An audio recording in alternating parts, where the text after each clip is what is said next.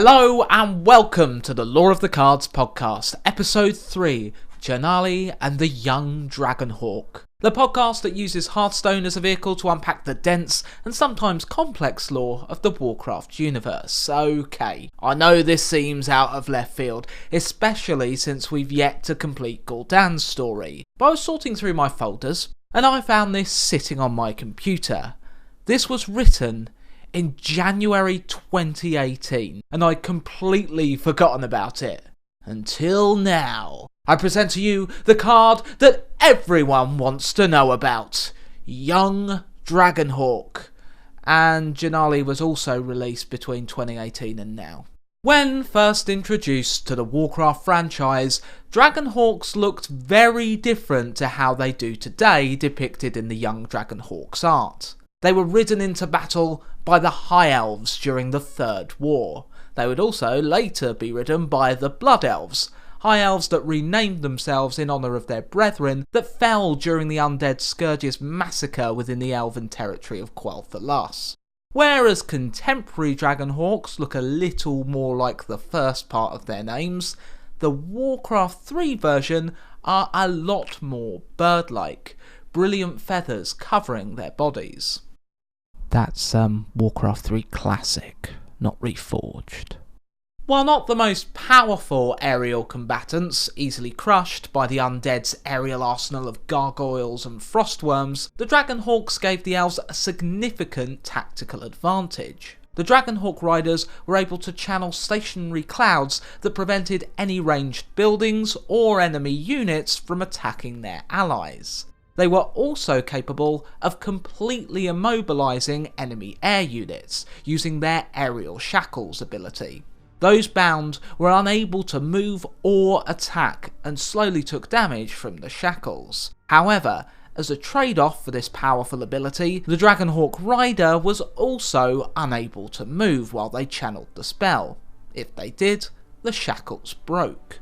Given their disabling moveset, Dragonhawk riders were among the first onto the battlefield, reducing the effectiveness of enemy defences, reinforcements closely following behind. They would be utilised by the elves in the Third War right up until Illidan's attack on the Lich King's frozen throne. They followed the command of one of Illidan's lieutenants, Kael'thas Sunstrider, in the frozen wastes of Northrend. They were unsuccessful in their bid to defeat the ruler of the Undead Scourge. This design of Dragonhawk also saw itself included into the non-canonic Warcraft RPG, the art of the creature revealing more detail. The Dragonhawk's design could be seen as more dragon-like in this art, sporting reptilian eyes, clearly visible horns, though the Warcraft 3 models do appear to have them, and sharp teeth lining its beak. The RPG describes them as follows. Dragonhawks are vicious flying predators. They are swift and deft, able to crack bones and pierce hides with their mighty beaked jaws. They can be trained as aerial mounts and seem to have a particular affinity with High Elves and now Blood Elves, and are often trained by them. Majestic and magnificent creatures, Dragonhawks and their elf riders, resplendent in lacquered dragonhide armour, make an impressive sight. This large raptor could carry away a man on its back or in its talons. These hawk-like creatures are impressive. Its feathers show brilliant streaks of colour on its wings and tail, but its most remarkable feature is its head, which seems like a combination of a hawk and a dragon. Its strong beak gleams wickedly. Straight coloured horns that match its plumage sprout from the beast's head. As their name implies, Dragonhawks resemble a cross between a hawk and a dragon. They look much like large hawks, with dragon-like heads and a few other draconic characteristics: long neck, sleek body, and large wings. Dragonhawk plumage is brown with touches of blue and red. Dragonhawks are able predators. They prefer diving attacks, snatching prey in their talons to devour at their leisure. When trained, they readily fight in tandem with a skilled rider. Dragonhawks were first introduced to World of Warcraft with the Burning Crusade expansion, their design now entirely changed. They now more resembled dragons, but with hawk-like heads. Featherless bodies held aloft by webbed wings, which upon closer inspection, the membrane between the wings was covered in feathers. They now needed to remain aloft to move, possessing no legs, only a worm-like body. Throughout the world they were rare, but could quite easily be found in a single region. Eversong Woods, home to the Blood Elves' capital of Silvermoon. Blood Elven hunters begin with Dragonhawk pets, and while not the most savage and powerful pets, their fire breath ability can be extremely helpful when utilised in dungeons or raids, increasing magic damage to their targets by 8% for 45 seconds. Despite their weaker stat line, their relative rarity sees hunters travel from all around the world to claim one of these striking beasts for their stables. When pets had to be fed in WoW to keep them happy, a Dragonhawk's diet consisted of meat, fish, and fruit. Larger Dragonhawks are used as they were in Warcraft 3. As mounts. They either ferry heroes between flight paths, a Blood Elven Flight Master always being their handler, or can be personal mounts.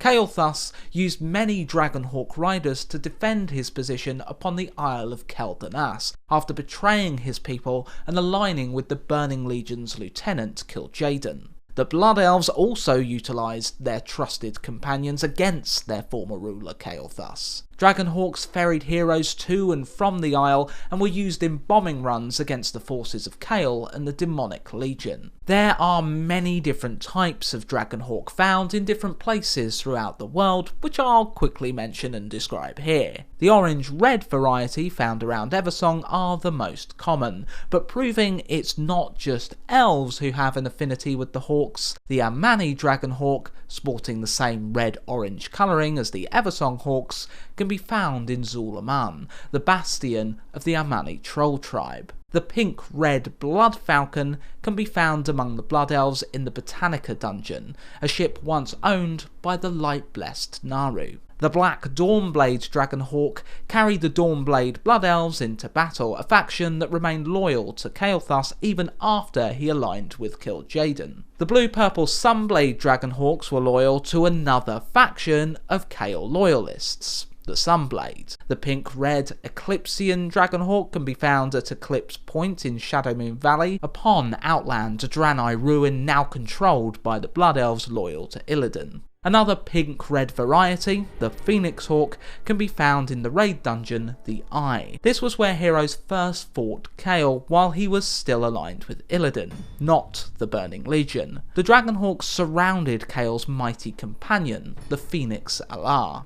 The pink-red Shattered Sun Dragonhawks were utilised by the Shattered Sun Offensive as they tried to defeat Kael and prevent Kil'jaeden's entry into Azeroth. Silvermoon Dragonhawks are used to ferry players between flight paths.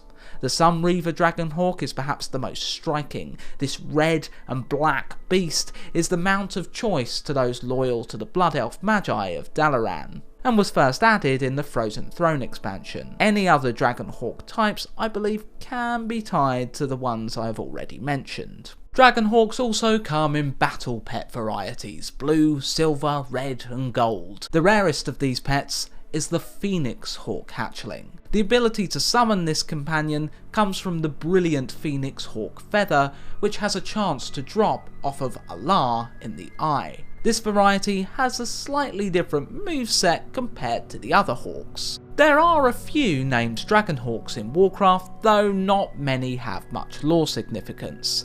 Manus and Sunwing are rare spawns found in Winterspring and the Burning Steppes. Added in the Mists of Pandaria expansion, these two beasts allowed hunters to claim a rarer skinned Dragonhawk pet. Nightfire is a Dragonhawk only found in the now discontinued Warcraft trading card game. Flaps is the battle pet companion of Jarson Everlong, a battle pet trainer in Eversong Woods. Spooks is a small Dragonhawk that belongs to the Orcish youth Jarga. The young boy asks heroes to collect his lost balloons that his father brought him from Darkmoon Fair, a strong gust of wind blowing them out of his hand. Upon returning the balloons to the boy, he floats into the air, planning to use them to see the world. The Blood Elf Furian's Dragonhawk is found near its dying master. While too carelessly flying over the region of Desolace, Furion was shot down by Alliance forces. Discovered by a Horde hero, Furion requests they take his mount and inform his sister of his fate. The Blood Elf dead, the hero travels to his sister, Zorelia. Eager to avenge her brother, she directs the hero to someone who may be better equipped and informed to dish out the punishment: the Blood Elf Sorum. He informed the adventurer that Furion had dedicated his final days to a special research project, the contents of which he would not divulge. Sorum did however now possess Furion's journal, but it was written in some sort of code.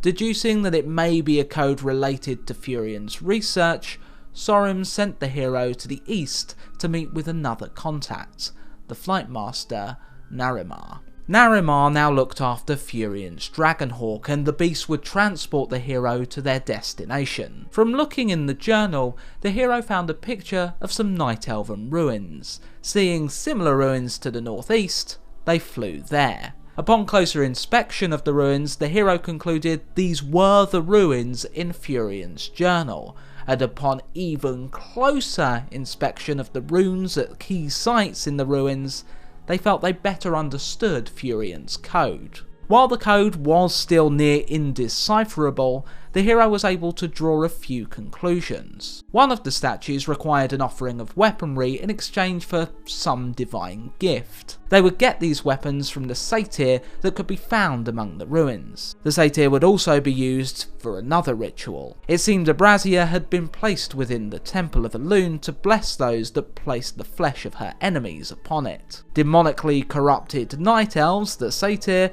were a natural enemy to Elune's faithful, the Night Elves. The flesh burnt, and the hero was granted divine endowment, increasing their vitality. A member of the Horde, and enemy to the Alliance to which the Night Elves were a member, the hero mused over what Elune may think of someone like themselves receiving her blessing.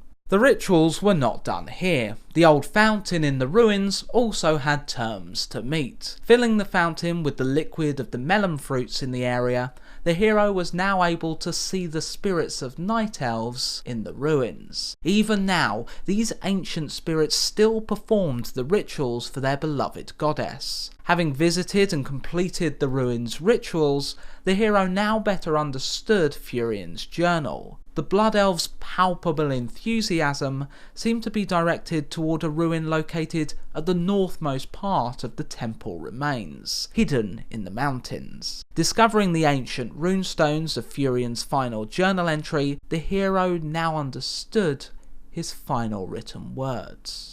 The ancients revered the gems created by this mystical object, claiming that they were gifts from the goddess herself. It was believed that they were weapons capable of delivering them from any enemy.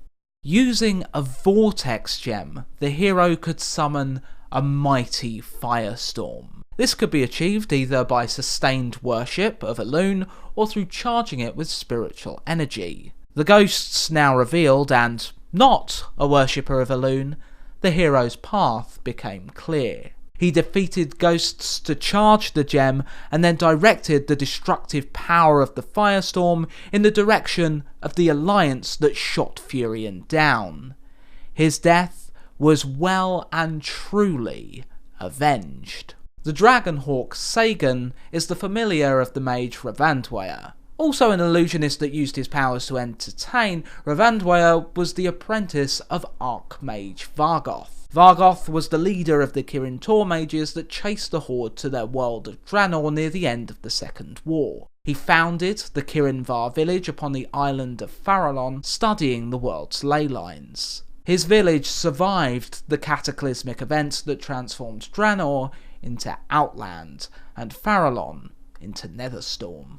During the Burning Crusade expansion, Kael'thas and his Blood Elves would attack Kirin Var, killing Vargoth's subjects and magically sealing him within the village's Violet Tower. Before defeat, Vargoth was able to send Ravandwaya away with his staff. To Vargoth's relief, Ravandwaya survived and was able to enlist the help of adventurers to free his master. Vargoth was able to aid his saviours by communicating with them through his staff, and was eventually set free.